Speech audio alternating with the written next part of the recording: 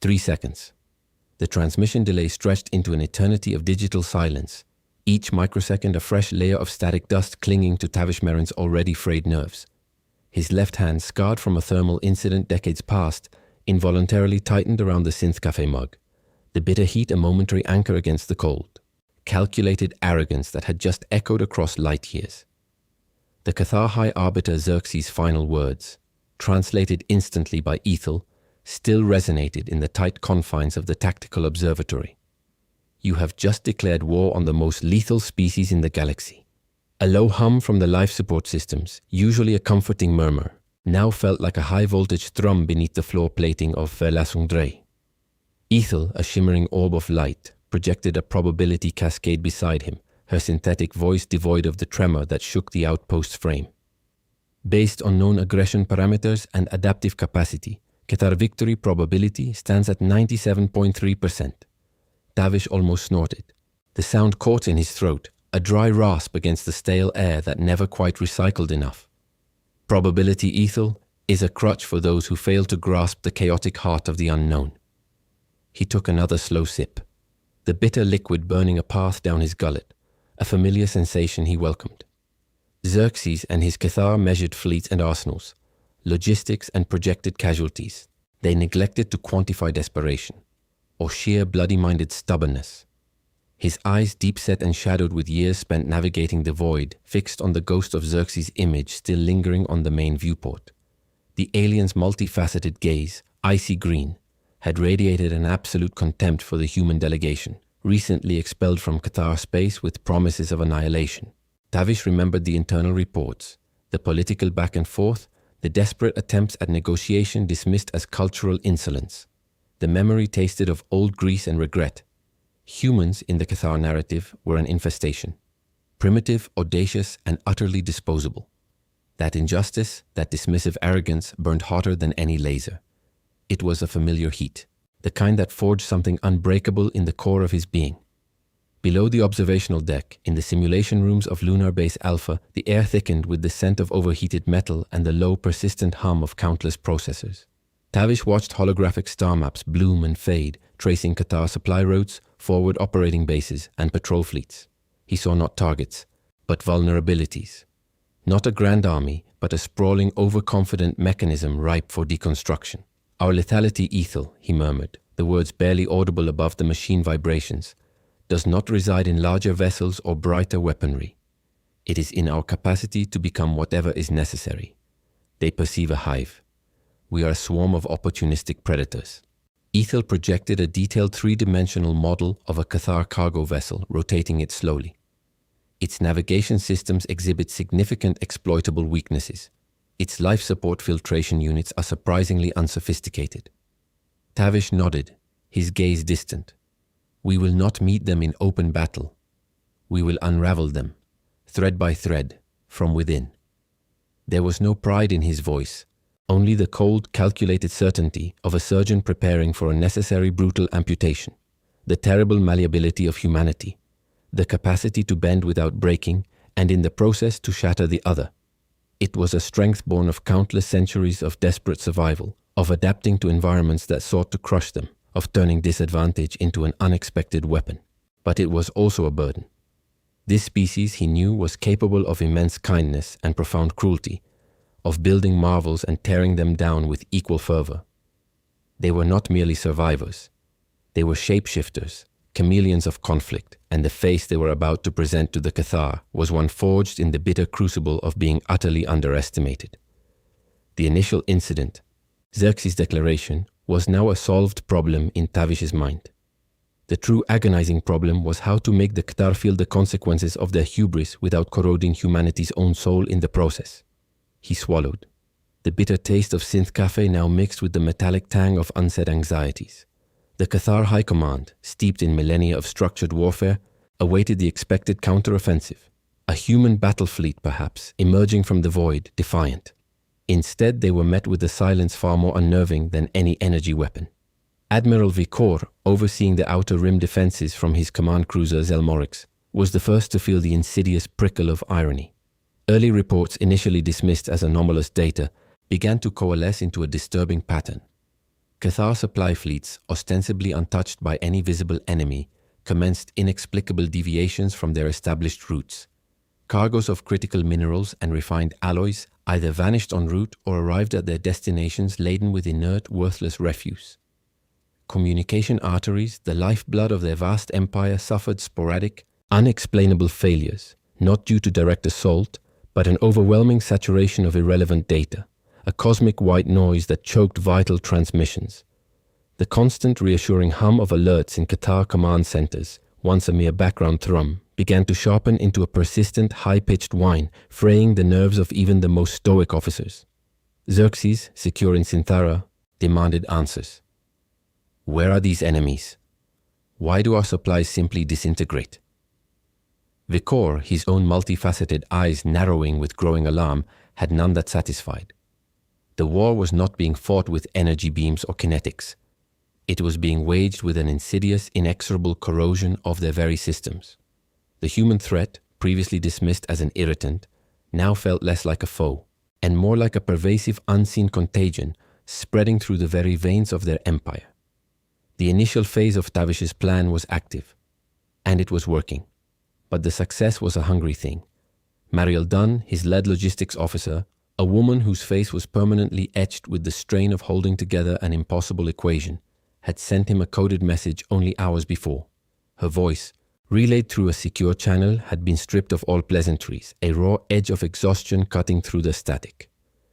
Commander, we are operating at 93% capacity with 55% of expected intake. We cannot sustain this rate for another 3 cycles without critical systems failure on our end. The cost, it is eating us from the inside. The Cathar Empire was vast and its collapse would be slow, agonizing, and perhaps take humanity down with it. The silence from the Cathar was now echoed by a deeper, more dangerous silence on the human side. The silent erosion of their own capacity, a terrible gamble with the future. Tavish watched the Cathar data streams, a network of diminishing returns, and felt the first tremor of what would truly be lost no matter who won. The price of proving one's lethality, he knew, was always paid in blood, even if it was not his own being spilled. He felt the cold touch of old mold creeping into the air, filters of Velasungdrai. The station beginning to taste of the same slow decay he was inflicting on the enemy. A deep, unsettling truth settled in his gut. They were becoming the disease they fought, and the cure might just kill them all. This wasn't a fight for glory or even for honor. This was a fight to survive a future they themselves were shaping, a mirror image of the arrogant foe they sought to dismantle, and for that there would be no easy healing. The cold touch of old mold creeping into the air, filters of Velasungdrai, the station beginning to taste of the same slow decay he was inflicting on the enemy. A deep, unsettling truth settled in his gut. They were becoming the disease they fought, and the cure might just kill them all. This wasn't a fight for glory or even for honor. This was a fight to survive a future they themselves were shaping, a mirror image of the arrogant foe they sought to dismantle. And for that, there would be no easy healing. Tavish Merrin stared at the message from Mariel Dunn, its stark words an echo of the decay he felt around him. The holographic display shimmered, the blue light reflecting in the fatigue lines beneath his eyes. 93% capacity with 55% intake. He tapped a command, bringing up the long-term projections. The graphs were a downward spiral, a slow-motion catastrophe he had engineered, but one that was now consuming its creators.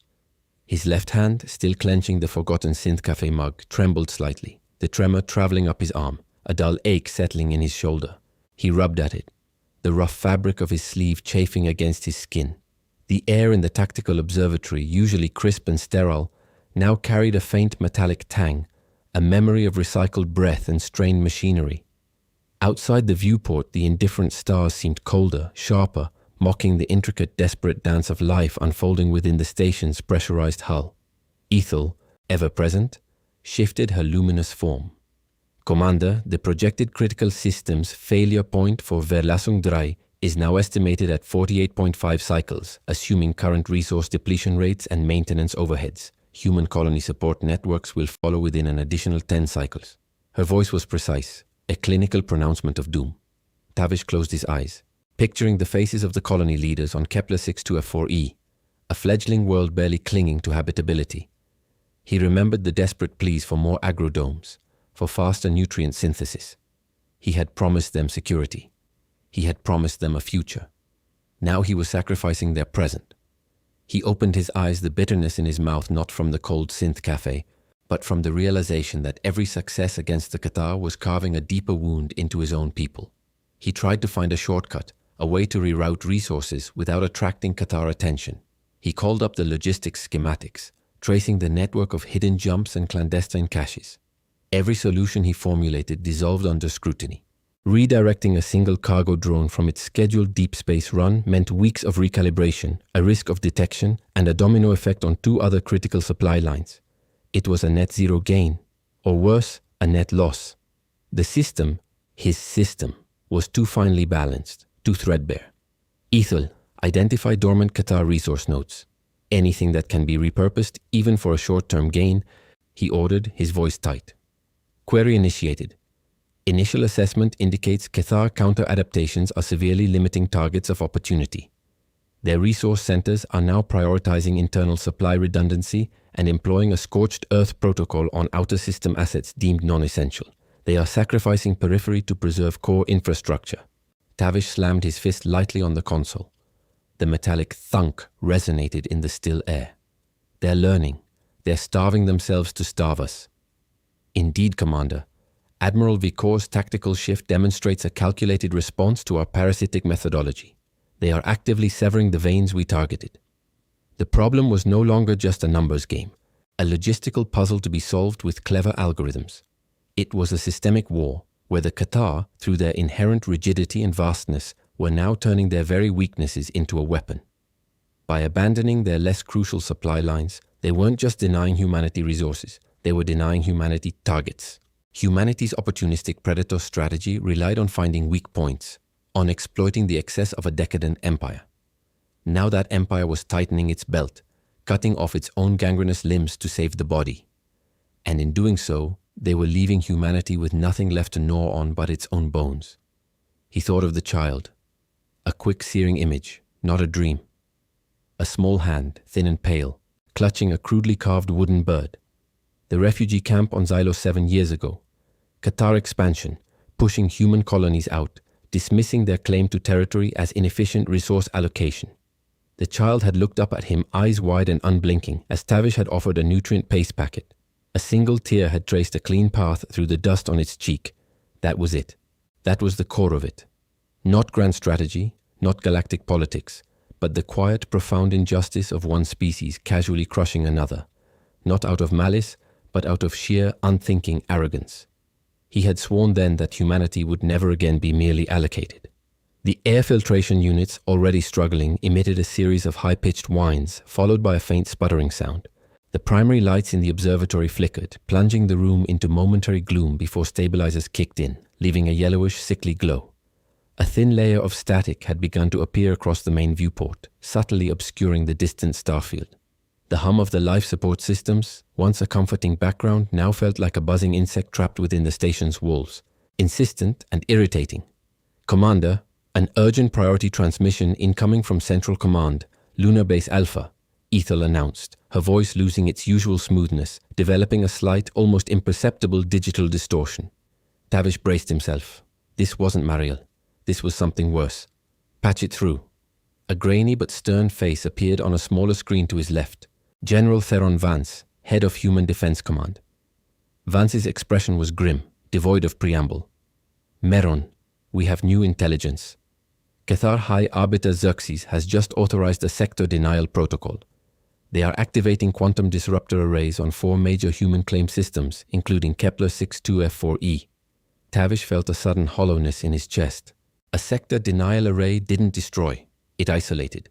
It erected an impenetrable energy shield around an entire star system, cutting off all FTL travel, all communications, all outside support. It was a slow, agonizing death sentence for any colony not entirely self-sufficient. Kepler 62F4E was not self-sufficient. Sir, that will mean millions of civilian casualties within a cycle. They are not equipped for full isolation, Tavish stated, his voice flat, emotionless. Vance's eyes were cold, distant. We know the cost, Commander, but we have a window. The arrays take at least 72 hours to achieve full operational capacity. We believe we can disrupt the primary network hubs by sacrificing a core infiltration team. But the teams, they are currently engaged in a deep strike mission on the Zelmorix command cruiser, preparing to plant the final contagion nodes. Tavish understood the dilemma instantly. The Zelmorix mission was critical to crippling Qatar command and control, the next phase of their unraveling strategy. Pulling those teams meant the mission was a failure. The Qatar would consolidate their command, and the window to stop the sector denial would vanish. But letting the sector denial protocols complete meant abandoning Kepler 62F4E to slow starvation and eventual collapse. Millions. A civilian population. "What is the alternative, sir?" Tavish asked, his gaze fixed on Vance's unyielding face. "There isn't one. The teams on the Zelmorix are our only viable option. We can redeploy them to the disruptor array hubs, but that means abandoning the Zelmorix and allowing Qatar Central Command to stabilize. Or we let the arrays activate, and then we move on to Phase 3, as planned, hoping to secure a surrender before the full death toll becomes astronomical." Vance paused, his voice dropping to a low gravelly tone. "The choice, Commander, is yours. Your teams, your plan, your consequences." The silence that followed was suffocating, broken only by the distorted hum of Verlasungdrai's struggling systems and the almost imperceptible crackle of static from Ethel. Tavish stared at the two flickering screens, the cold, distant stars and the stern face of his superior, both demanding a decision. He knew what the Qatar would do. They would sacrifice 100 worlds to save one, if it served their purpose. But humanity was supposed to be better. Yet here he was, staring at the exact same choice. Millions of civilians, or the integrity of his campaign. The bitter taste returned, metallic and sharp. He had to choose which part of humanity's soul he would abandon and which he would try to save, knowing either path would leave them profoundly, irrevocably scarred. The choice, Commander, is yours.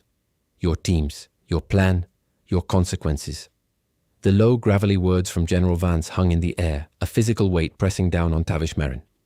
He saw the cold, distant stars through the viewport, then the unyielding face of his superior, and a sudden primal surge of defiance, of refusal, flared in his gut.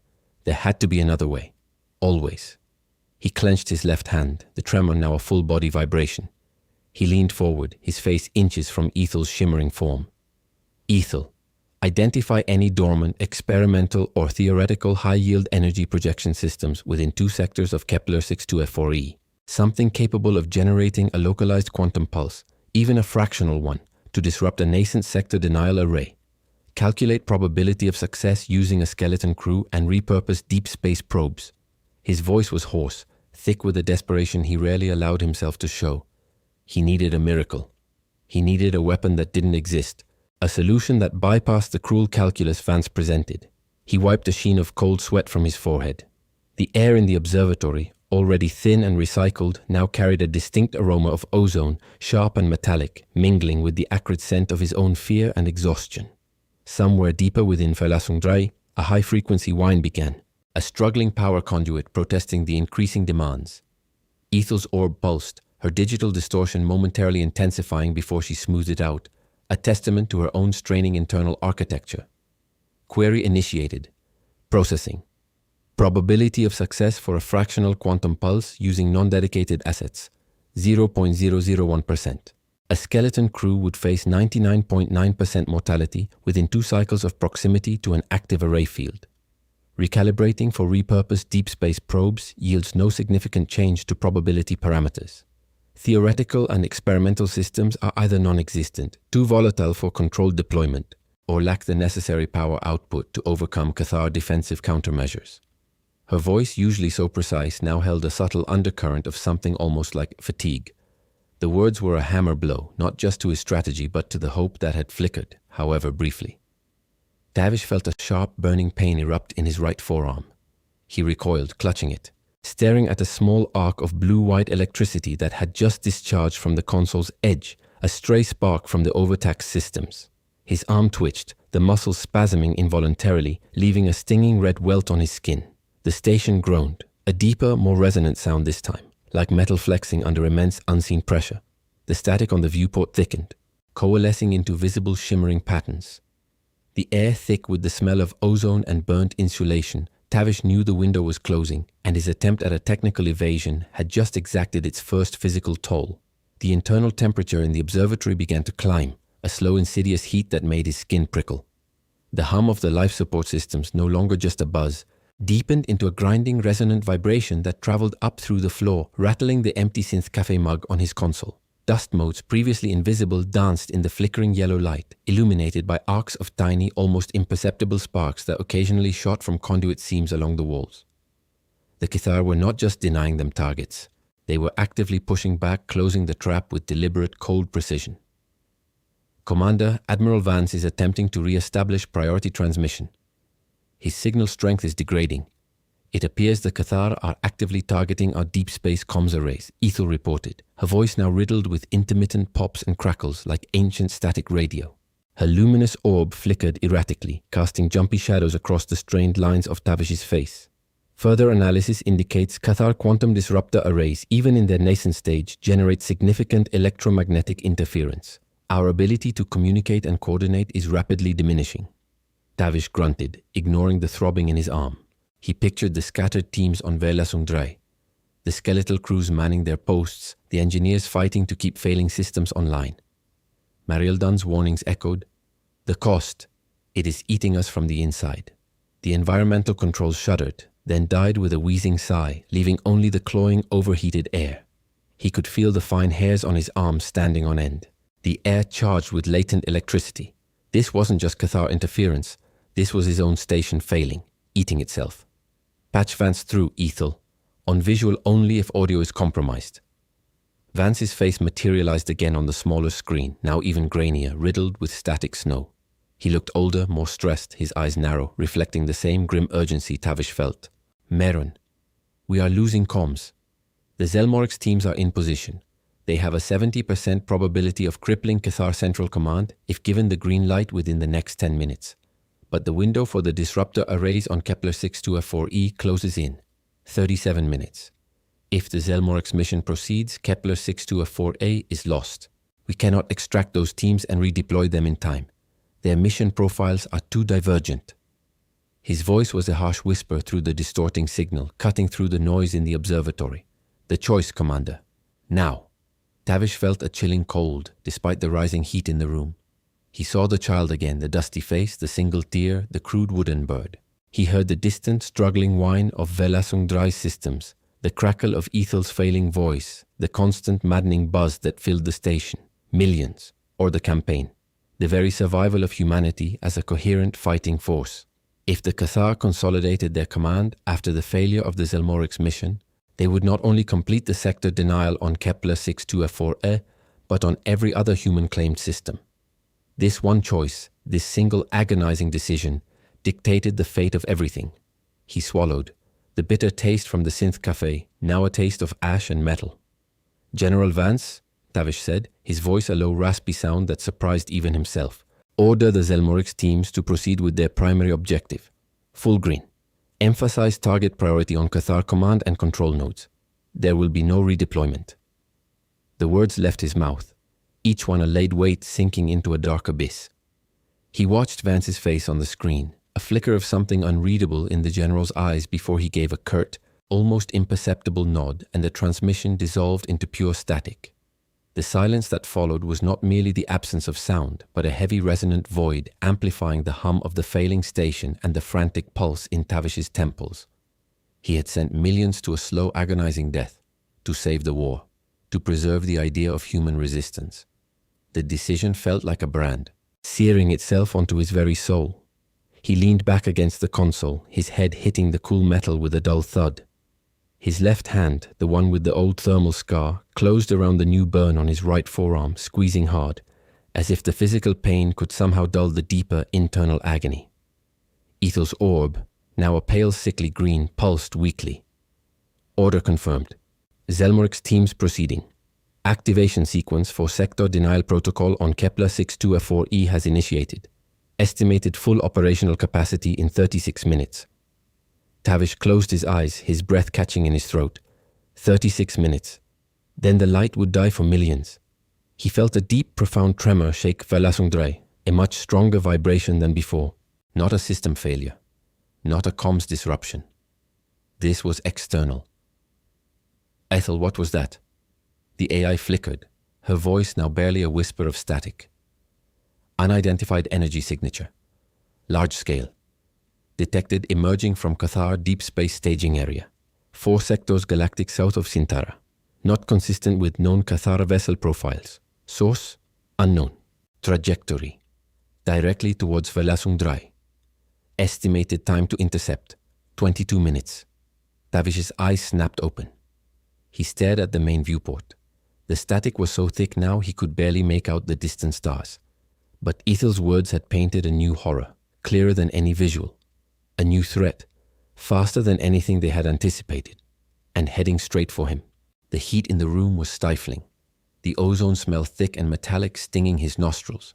He was cornered with the ghost of millions on his conscience, his station dying around him and an unknown enemy hurtling towards him through the static-choked void. The heat in the room, which had seemed so oppressive moments before, began to recede, replaced by an unnatural, penetrating chill that seeped into Tavish's bones. It was the sterile, unforgiving cold of failing machinery, the kind that hinted at vast empty spaces behind collapsing bulkheads. The ozone smell, once sharp, now carried a faint, cloying undertone, something akin to stagnant water in old pipes, or perhaps the subtle decay of overworked biofilters. The hum of Velasungdrai's struggling systems, which had been a maddening buzz, now deepened into a low, mournful sigh, resonating through the deck plating and vibrating the very air around him. The static on the main viewport, no longer just a visual distortion, seemed to shimmer with an internal light, a veil drawn across the indifferent stars. He was not merely cornered, he was entombed within a dying machine, hurtling towards an unknown abyss. Ethel, Tavish rasped, pushing off the console, ignoring the persistent throbbing in his arm. Analyze that signature. Cross-reference it with every known and theoretical energy profile. Qatar, human, ancient, hypothetical. Everything. Prioritize this query over all other functions. Give me parameters, trajectory, potential origin, everything. His voice was raw, strained, pushing through the thickening air that felt increasingly cold and damp. He could see his own breath misting slightly now. The internal climate control had not merely failed, it was actively leaching heat. Ethel's orb, still sickly green, pulsed with erratic urgency. Her voice, already distorted, grew more fragmented, each word fighting through a haze of static. Query initiated. Processing, anomalous. Signature does not conform to known Cathar or human vessel profiles. Energy output, immense. Gravimetric distortions, unusual. Cross-referencing, deeply buried. Non-indexed, archive. Designation, the Void Eater. Cathar pre-contact records, highly corrupted. Probability of accurate match, 7.2%. Tavish felt a cold dread deeper than the station's chill worm its way into his gut. The Void Eater. The name alone was a primordial terror. Corrupted? How deep? What is it? He leaned closer, his reflection in Ethel's surface wavering, distorted by the incessant flickering. Data streams indicate Cathar encountered this entity 3 millennia prior, before their rapid expansion. Not a species, a force, a consuming entropy. Their empire, their rigid structures, their aggressive isolation, all designed to contain this Void Eater. Their border systems, not for defense against an external threats, but to push away, to act as a cordon sanitaire, a barrier against its spread. The sector denial arrays, not just for us, but a reactivation of ancient containment protocols. Ethel's voice broke into a garble of static, then reformed, each word a struggle. Our parasitic attacks, Commander, by weakening their infrastructure, we inadvertently compromised the outer layers of their containment. We unleashed it. The truth hit Tavish with the force of a gravitic hammer. The Cathar's arrogance, their dismissive contempt, their declaration of war. It wasn't just about preserving their hegemony. It was a desperate, misguided attempt to maintain a fragile galaxy-spanning quarantine. Their entire civilization was a cage built not to trap others but to keep a monstrous hunger from spreading. And humanity, in its desperation, in its ingenious, destructive resourcefulness, had just torn a hole in that cage. The millions on Kepler 62f4e, condemned to starve, were not merely collateral damage in a petty war. They were sacrifices in a containment protocol that had just failed. The bitter taste in his mouth intensified, not just ash and metal, but bile. A profound, sickening cold settled over Tavish, emanating from deep within the station's core. A chill that promised not just mechanical failure, but systemic, irreversible entropy. The air around him grew heavier, cloying, like breath held too long in a sealed tomb. The smell of mildew and damp decay was now undeniable, clinging to his clothes, his skin, the very inside of his lungs. He could hear it in the groaning metal around him, the dying wheeze of the station. This wasn't just about humanity versus the Cathar. It was about the universe itself, slowly succumbing to a deeper, older corruption. The Zelmorix teams, Tavish murmured, his voice almost lost in the station's mournful sigh. Did they encounter any anomalies? Anything related to this? He needed to know if they had seen what was coming, if there was any chance to warn them, any chance to salvage their lives. Ethel's orb pulsed frantically, its sickly green light flickering as if struggling against an immense, unseen pressure, attempting to re-establish contact with Zelmorix teams. Cathar jamming, quantum disruptor interference, severe. Probability of success, 0.0001%. The Void Eater's approach, further degrading long-range communications. Tavish stared at the blurry static on the viewport, imagining the sheer indifferent horror of what was approaching. The Cathar, for all their cruelty, had been fighting something far worse, and humanity had just helped unleash it. He could let the Zelmorix mission proceed, cripple Cathar Central Command as planned, allow their containment to collapse completely, and potentially sacrifice billions across their empire to this Void Eater. This might buy humanity time, allow them to escape to the galaxy's fringes, but at an unthinkable moral price, turning them into opportunistic vultures picking at the bones of a dying civilization, only to face the same greater threat later. Or he could gamble everything. He could try to warn the Cathar, transmit this data, reveal the truth, attempt to forge an impossible alliance against a common foe, but that would mean abandoning the Zelmorix mission, leaving humanity exposed and weak, likely leading to the immediate destruction of Verlasungdrei, and a swift, brutal Cathar retaliation for the attack on their flagship. It was a choice between sacrificing humanity's soul for a chance at survival, or sacrificing humanity's immediate survival for a fragile shred of its soul. The child's face, dusty and tear-streaked, flashed through his mind again. He had promised a future. Not this utter cosmic betrayal.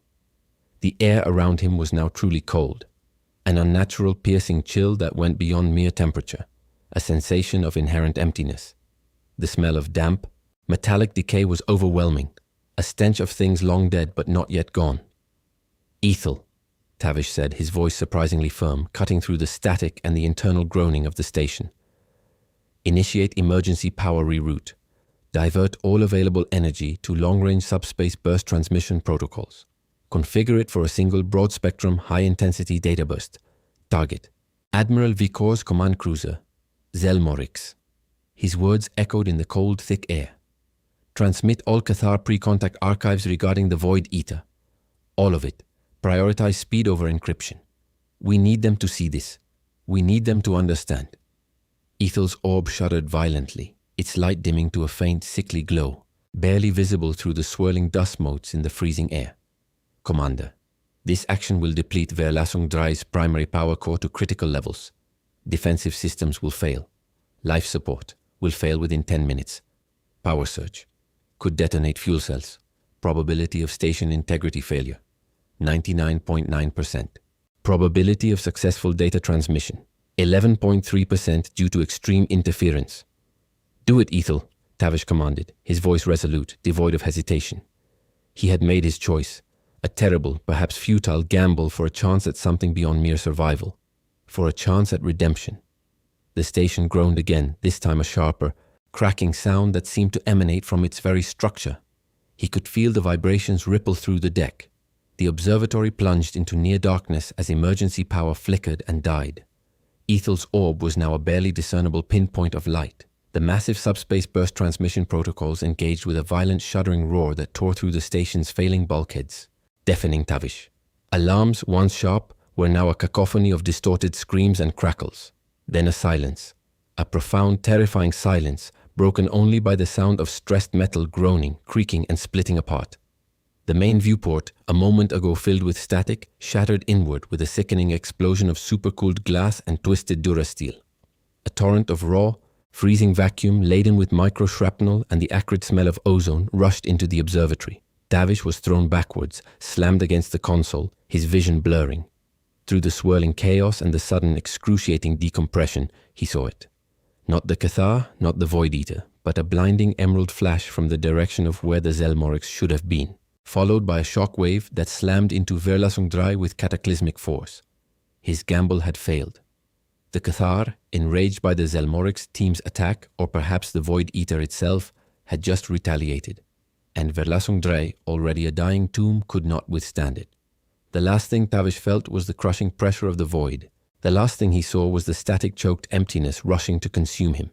The pressure was a physical wall, crushing the air from Tavish Merrin's lungs. He felt the sickening crack of durasteel as his back slammed against the console, then the sudden agonizing vacuum, a cold fist clenching his very soul. Micro-shrapnel tore at his exposed skin, 1,000 tiny burning stings. The emerald flash, searing itself into his fading vision, was a final damning judgment. Then, nothing but a crushing absolute void. Time fractured, dissolving into disjointed fragments of sensation. The metallic tang of blood in his mouth, the faint cloying sweetness of leaking life support fluids, the dull persistent ache in his arm, now a searing agony that eclipsed all else. He was adrift, not in space, but in a chaotic maelstrom of debris, a silent swirling tomb within the remnants of Verlasungdrai. The station was a ghost, its once proud frame a skeletal wreck, groaning under pressures it was never meant to endure. He came to, not with a sudden jolt, but a slow, agonizing crawl back to consciousness. His body felt like lead, heavy and broken, each breath a shallow, painful gasp. He was lying on a twisted deck plate, partially shielded by a collapsed bulkhead. Dust, a fine metallic powder, coated everything, shimmering faintly in the sporadic sickly yellow emergency lights that flickered with a dying gasp from overhead. The air was thin, cold, and tasted of burnt insulation and a profound chilling emptiness. The low mournful sigh of the station was gone, replaced by an intermittent grinding shriek, a sound of stressed metal tearing itself apart piece by agonizing piece. He tried to move. A jolt of pain shot through his left leg, a sharp white-hot agony. He stifled a grunt, his jaw clenching. Ribs protested, a dull throb in his chest. His right arm, the one with the fresh burn, was numb, heavy, pinned beneath a section of twisted console. He fought against the weight, muscles screaming, his vision swimming with black spots. He needed to get up. He needed to find Ethel. He needed to understand. After what felt like an eternity, he managed to free his arm, the skin scraped raw, a deep gash weeping crimson fluid. His left hand, scarred from decades past, instinctively reached for the new wound, pressing down. A futile attempt to stem the flow. The raw fatigue of his body was overwhelming, a lead blanket draped over every nerve, every muscle. He was not just injured, he was utterly exhausted, worn down to the bone by weeks of impossible decisions, culminating in this final catastrophic failure. He dragged himself upright, leaning heavily against the twisted metal. The observatory was a ruin. The main viewport was a gaping maw to the unforgiving vacuum. Debris floated in the near-zero gravity, an abstract dance of twisted metal and shattered glass. Ethel's orb, his constant companion, was gone. Only a few sparking wires remained where her pedestal had been, spitting weak blue arcs of electricity that quickly faded into darkness. He reached out a trembling hand, finding only cold, dead metal. The silence of her absence was a physical blow, a deeper void than the one outside. His gamble had failed. The Cathar had struck back, or perhaps the Void Eater had. Either way, Verlasungdrai was dead, and with it his last chance to warn anyone. The taste of ash was back in his mouth, thick and bitter. He had traded millions on Kepler-624e for a chance at human survival, only to find that survival was now a distant, cruel joke. He had unleashed a primal horror, condemned innocence, and for what? To die in a collapsing station, utterly alone, consumed by the consequences of his own hubris. He slumped against the bulkhead, the cold metal seeping into his back, a chill that had nothing to do with temperature. The constant grinding shriek of the station intensified, a death rattle echoing through the empty corridors. He closed his eyes, The faces of the child from Xylo 7, the stern gaze of Vance, the flickering light of Ethel, all merging into a swirling vortex of regret. He had been so certain, so convinced that his ruthless, adaptive strategy was the only way.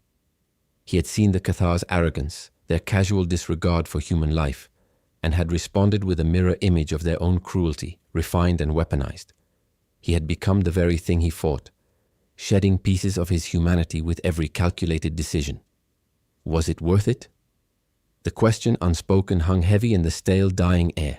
The millions on Kepler 62 F4E, the Zelmorix teams, sacrificed to cripple a Cathar command structure that was actually containing a greater evil. And now this, the Void Eater, unleashed. He had wanted to show humanity's resilience, its terrible lethality. He had succeeded, but at what cost? He felt a profound aching weakness, not just physical, but a moral exhaustion that went to his very core. He had been a fool, blinded by a tactical victory, a petty war, when the universe itself was under threat. He had failed. He was weak. He was afraid. He was just another flawed human, desperately clinging to a plan that had spiraled into disaster. The thought of simply closing his eyes and letting the cold embrace of the void take him was almost a comfort. There was nothing left. No one. A faint, high-pitched whine cut through the grinding shriek of the station, barely audible, like a dying insect's last breath. It was distant, rhythmic, almost musical in its persistence. It was coming from deeper within the twisted mass of the observation deck, beyond a newly formed fissure in the floor. A Cathar frequency.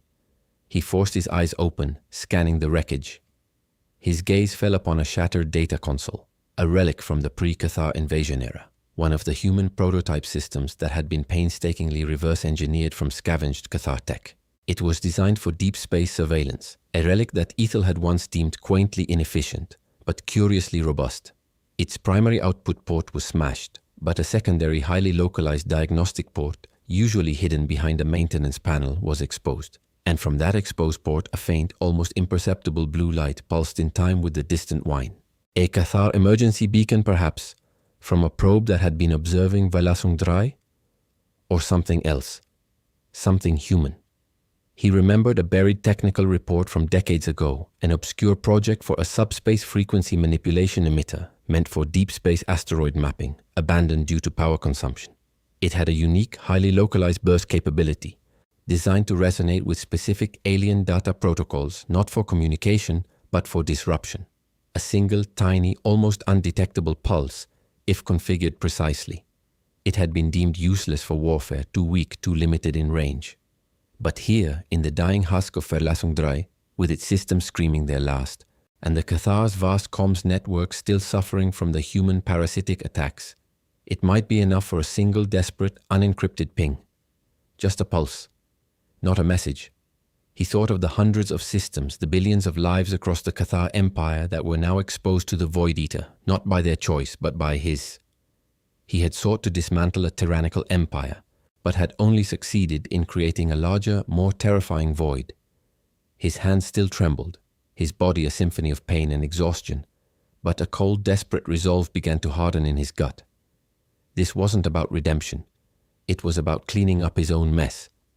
It was about a single futile act to perhaps mitigate the cosmic disaster he had unwittingly unleashed. With a grunt that tore at his injured ribs, Tavish pushed himself off the bulkhead. Each movement was an agonizing effort. His heavy boots dragged across the debris-strewn deck plating, leaving scuff marks in the metallic dust. He ignored the throbbing in his leg, the sharp jabs in his chest, the dull ache in his arm. He crawled towards the console, the faint blue light a beacon in the oppressive gloom. He had no illusions of heroism, no thoughts of escaping. This was a suicide mission born of profound guilt and utter desperation. He had nothing left to lose but the lingering vestiges of his own self-condemnation. He reached the console, fumbling with the maintenance panel, his fingers thick and clumsy with cold and pain. The Cathar whine grew slightly louder, more insistent. He recognized the pattern now, not a distress beacon, but a Cathar deep scan pulse, searching the wreckage of Verlassung 3. They were here, or close. He finally tore away the panel, revealing a nest of ancient, tangled wiring. The small diagnostic port glowed a steady blue. He located the input slot for the subspace frequency manipulation emitter, a tiny, almost invisible opening. With a precision born of years spent tinkering with salvaged tech, He fumbled for the small, half-crushed data stick he always carried, holding the last remnants of Ethel's core programming, a desperate, foolish hope. He inserted it into the port. The console groaned a final, metallic shriek from the depths of Verlassung 3. Then a sudden piercing blare, not from the console but from everywhere at once. A Qatar proximity alarm, distant but growing rapidly in intensity, echoing through the fractured bulkheads of the dying station. The light on the diagnostic port pulsed rapidly, a frantic blue. He had mere seconds. No turning back. Szybkie sprawdzenie transmisji. Podaj swoją lokalizację w komentarzu. Federacja rejestruje każdą planetę, która wciąż odbiera sygnał. He fumbled with the data stick, fingers numb with cold and pain, the Qatar proximity alarm screaming its frantic blue through the fractured bulkheads. It was a dying station's last breath, punctuated by the metallic shriek of stressed durasteel. He shoved the data stick into the diagnostic port. The ancient console groaned, a final guttural rumble from deep within its dying circuits. A faint, high-pitched hum vibrated through the metal, a surge of power, agonizingly slow, feeding into the emitter. He saw the blue light on the port flicker, then steady. The frequency manipulation sequence designed for charting deep space asteroids was attempting to initiate. It was a crude, desperate patch, attempting to repurpose a relic for a task it was never meant to perform. Then the station fought back. Not the Qatar, not yet, but Verlassung 3 itself. The emergency lights, already sickly yellow, choked and died, plunging the observatory into near-total darkness, broken only by the frantic blue pulse from the console and the distant growing glare of the Qatar alarm. Sparks, thick and hot, erupted from severed conduits overhead, raining down like molten rain, spitting and sizzling against the metallic dust. The air, already thin, began to drain with an audible hiss, the failing life support systems finally giving way. A new, piercing whistle joined the symphony of destruction, the sound of the void itself tearing at the station's compromised skin. Tavish gritted his teeth, his body screaming in protest. He could feel the suction, a subtle pull against his damaged suit, his ears popping with the rapid pressure drop. The console, still glowing its desperate blue, began to shudder violently. He could hear the crackle of overstressed capacitors, the whine of components pushed far beyond their design limits. This wasn't just a simple connection. It was an act of brutal force, compelling the dying system to perform one last impossible task. He smelled ozone and scorched wiring, the acrid scent of electrical death. The Qatar proximity alarm intensified, now a deafening, pulsating throb. They were close, too close. He saw the faint emerald glow of Qatar searchlights begin to penetrate the ruined main viewport, sweeping across the debris-strewn emptiness. They were here, at the funeral of Verlassung 3, and he was the last broken mourner. His left hand, the scarred one, instinctively went to the exposed wires of the console. He needed more power. A directed surge, a final burst to push the signal through. He remembered an old maintenance override from a discarded human probe, a trick for forcing maximum output from failing power conduits. It involved bridging two specific energy regulators, a move that would almost certainly fry the entire system, but might, just might, provide the necessary jolt. It was a plumber's trick, applied to a star station. With trembling fingers, he ripped away a section of insulated wire from a discarded comm panel nearby. His vision swam, black spots dancing at the edges of his awareness, but the blue light from the port pulsed with an almost pleading rhythm. He found the two regulators, buried deep in the console's wiring nest, barely visible in the intermittent sparks. He pressed the makeshift jumper wire across them. A violent electrical shock coursed through his arm, throwing him back against the bulkhead. Pain, sharp and excruciating, ripped through his shoulder, his arm flailing uselessly. He screamed, a raw, ragged sound that was immediately swallowed by the vacuum hiss and the metallic grinding. The console blared, a sound of triumph and agony, and the blue light from the diagnostic port surged, pulsing with an unprecedented intensity, an almost blinding supernova of azure energy. For a single agonizing moment, the emitter howled. Not a signal, not a message, but a raw, unshaped burst of subspace interference, a focused disruption designed to resonate with specific Qatar long-range sensor protocols. It was a tiny, insignificant ripple in the galactic pond, but it was aimed directly at the Qatar fleet now swarming around Verlassung 3. The aim was not communication but utter absolute noise, a precisely tuned cacophony meant to jam, corrupt and utterly blind their deep scan arrays. Then, with a shudder that vibrated through the entire collapsing station, the console exploded. A flash of blinding white light, An eruption of superheated metal and raw energy blew the ancient data system into 1,000 incandescent fragments. Tavish, still reeling from the electrical shock, was thrown forward again, his head cracking against a sharp edge. Darkness consumed him, a soft, inviting blanket.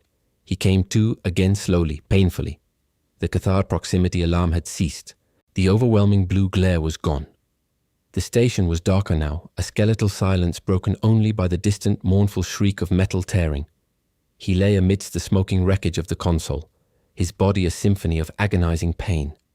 His right arm was utterly useless, burned and broken. The data stick, Ethel's last vestige, was gone, vaporized. The subspace frequency manipulation emitter was nothing but slag.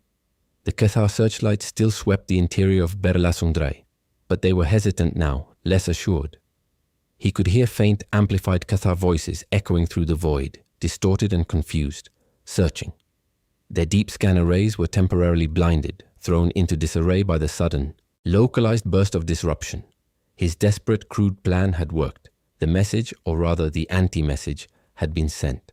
A tiny, insignificant pulse against an entire empire, but one that had, for a fleeting moment, caused them to stumble. The Void Eater's approach, whatever it might be, would have a few precious moments more of unobserved movement. He tried to push himself up, but his body refused. Every muscle screamed, every bone protested. He lay there amidst the debris, the metallic dust now mixed with the acrid stench of burnt flesh. His breath hitched, shallow and ragged. He was alone. Utterly, irrevocably alone. Verlassung-Drei was a dying tomb, a monument to a Pyrrhic victory. The Cathar were still out there, confused but undoubtedly enraged. And the Void Eater, the true threat, was still moving, unseen, unleashed, toward an unsuspecting galaxy. He had traded one set of problems for an exponentially larger one. He had bought a few minutes, perhaps a few hours, with the last vestiges of his life and the last memory of Ethel. He looked out through the gaping maw of the ruined viewport at the vast, indifferent expanse of stars. The silence of the void was absolute, and he was a single broken human against the terrible, encroaching darkness. The screaming blue of the Cathar proximity alarm had finally died. Not faded, but abruptly severed, leaving behind a sudden absolute vacuum of sound that pressed in on Tavish Merrin's ears far harder than any pressure differential. The last shriek of stressed Durasteel from Verlassung-Drei had tapered off into a mournful, drawn-out groan, now replaced by the unsettling creak of metal settling, like an old ghost stretching its bones. The air, thin and cold, tasted of ozone and burnt insulation, a metallic tang that mingled with the coppery reek of his own blood. His body, a ruined symphony of pain, lay amidst the smoking wreckage of the console, the jagged edges of torn metal pressing into his suit. He forced his eyes open, the effort sending spears of agony through his skull. The observatory, once a hub of frantic activity, was now a cavern of shadows, lit only by the faint distant gleam of stars through the gaping maw of the ruined viewport. The Cathar searchlights, which had so confidently swept the interior moments before, were gone. Their presence now was only a memory, a phantom pressure in the void. His desperate, crude surge had worked, not by destroying them, but by blinding them temporarily. A flicker of triumph, cold and hollow, settled in his gut. It was a momentary reprieve, bought at an incalculable cost. His right arm, a mangled ruin, lay twisted beneath him, unresponsive. He tried to move his fingers on his left hand, the scarred one, the one that had held the Synth Cafe mug in the days before this nightmare, the one that had bridged the failing circuits. It responded sluggishly, weakly. He pushed himself up, every muscle screaming in protest, every bone threatening to splinter. He was heavy, sluggish, his suit compromised in multiple places, though not yet fully breached. He could feel the pervasive cold seeping into his bones, a slow, inevitable chill that mirrored the desolation around him. Ethel was gone. Her data stick, the last vestige of her presence, had been vaporized in the console's final, blinding detonation. The silence that now enveloped him was more profound, more absolute, than any digital silence he had ever known. It was the silence of a solitary survivor, of a voice forever extinguished, of a purpose suddenly, horribly, fulfilled and ended. The constant, reassuring hum of the station's life support, a background thrum that had anchored his existence for years, was replaced by the vast, indifferent emptiness of the void. He crawled, slowly, painfully, away from the wreckage, towards the fractured viewport. Each movement was an act of will, a battle against the overwhelming inertia of pain and exhaustion. He saw the Cathar fleet, a distant cluster of metallic insects now drifting aimlessly, their patrol patterns broken. Their deep scanner rays undoubtedly still struggling against the localized cacophony he had unleashed. They were disoriented. Yes, but not defeated. And the Void Eater, the true unseen threat, was still out there, moving, unfettered. He had merely bought time and precious little of it for an unsuspecting galaxy. He found a heavily damaged emergency escape pod, miraculously still tethered to the station by a few stressed conduits. Its external plating was buckled, its primary thrusters dark, but the internal atmosphere indicator showed a tenuous flickering green. It was a tomb, but a mobile one. With his left hand, he managed to wrench open the hatch, the ancient mechanisms protesting with a grinding shriek. He pulled himself inside, collapsing onto the cold, hard seat. The air was stale, recycled beyond its useful life, but it was air. He initiated the secondary protocols. The escape pod groaned, a deep, resonant rumble, as its auxiliary power generator sputtered to life. A faint, bitter taste, metallic and chemical, filled his mouth. It wasn't the familiar bitterness of synth cafe, but the acrid taste of survival, of a choice made, and of an irreversible path.